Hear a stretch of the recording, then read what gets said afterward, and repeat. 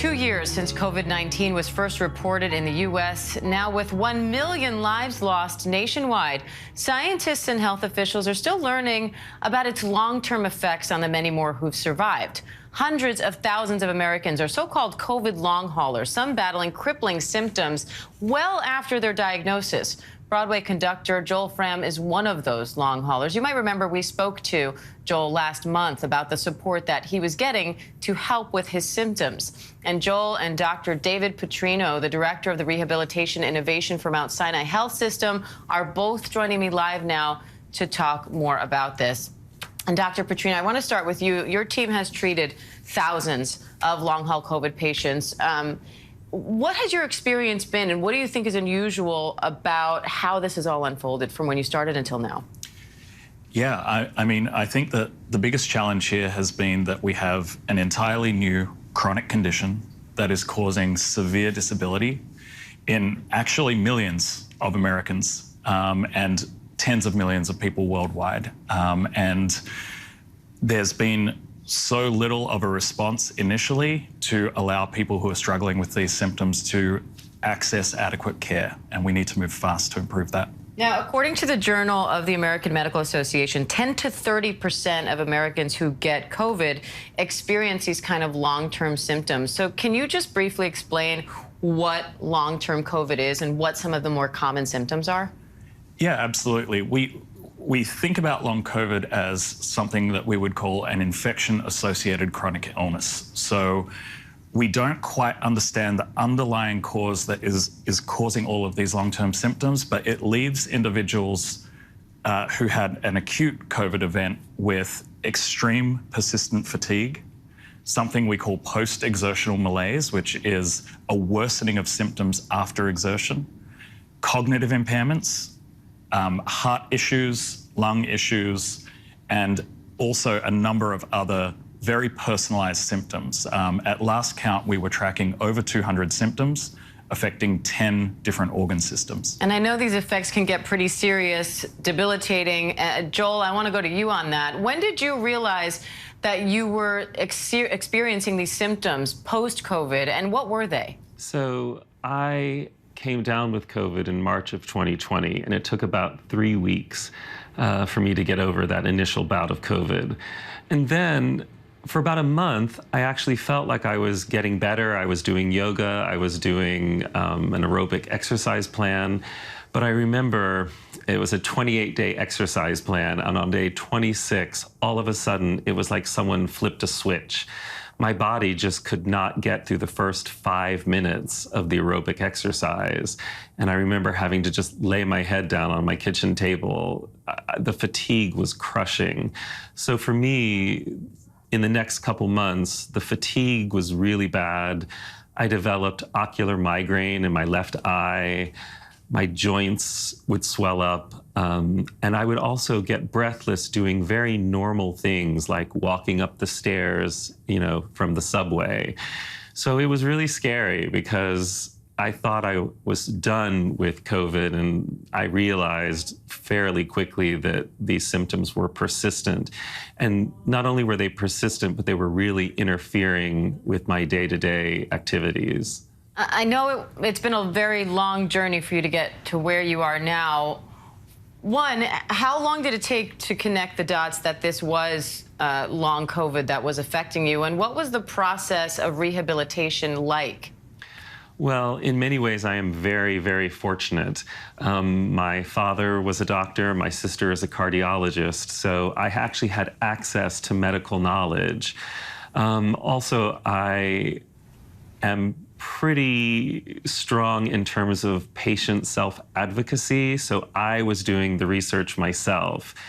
But I would say by the summer, by June, I was convinced that, yes, this was long COVID. And I remember I actually heard about the Mount Sinai Long Haul Clinic. And so I called them, and they were unbelievably nice. And they said, listen, this is exactly why we're here, but the next appointment isn't for 6 months. So I really had 6 months of waiting in order to be seen. And this is, of course, because we were in the middle of one of the big surges in the pandemic, and a lot of people were suddenly experiencing long COVID as well. So they were probably quite overwhelmed. But it was a scary 6 months because I was getting worse and worse.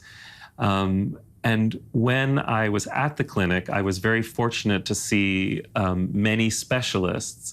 But, and I'm sure you've heard this story before, all of my tests were coming back negative. My heart was fine, my lungs were fine, my kidneys were fine, my brain was fine, which in one way is good news, but it also doesn't explain why you're going through the symptoms you are, and it can be very, very frustrating.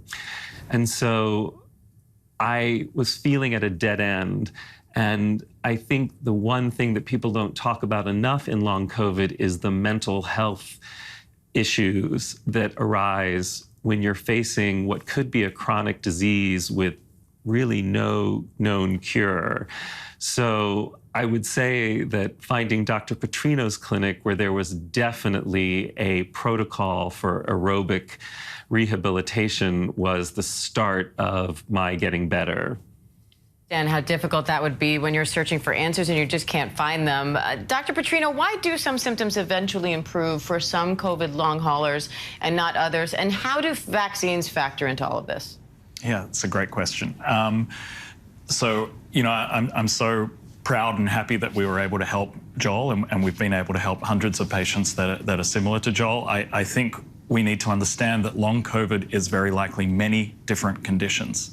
So we have had many patients who respond to rehabilitation in the way that Joel has, and we have many other patients who require a much more gentle and considered approach in the rehabilitation process.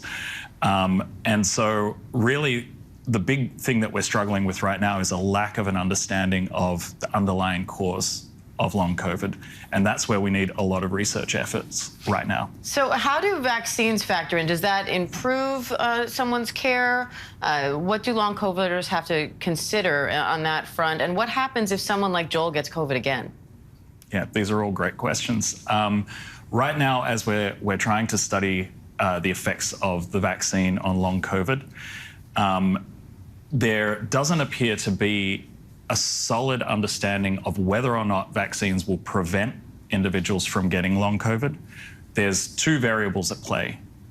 The first is the variant of COVID that you get initially, and then the other variable is how many times you've been vaccinated.